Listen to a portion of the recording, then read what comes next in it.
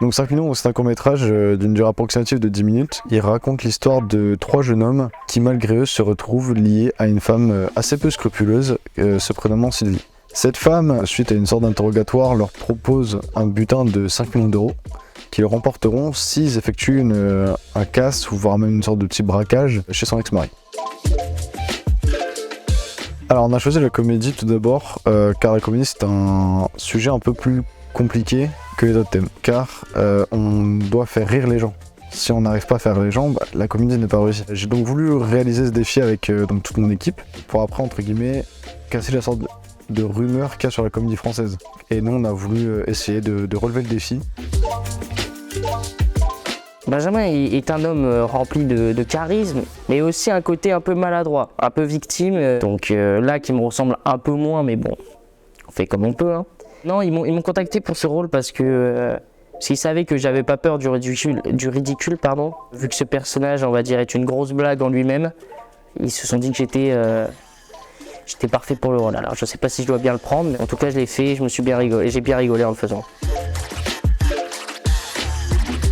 Il faut savoir, pour les personnes qui ont tourné avec moi, j'adore improviser.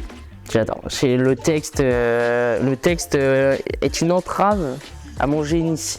Non, franchement, j'ai beaucoup improvisé. C'est-à-dire que je pense qu'il y a des scènes qui, de base, ne devaient pas durer aussi longtemps. Mais au final, on est parti dans plein de directions et c'est pour ça que c'est hyper drôle et qu'on a mis énormément de temps pour tourner plein de scènes. Parce qu'il y a beaucoup de scènes où on a fait que improviser. Il y a beaucoup de scènes où on s'est vraiment tapé les barres, quoi. On était à bout, quoi. On était mort de rire, de fatigue et mort de rire.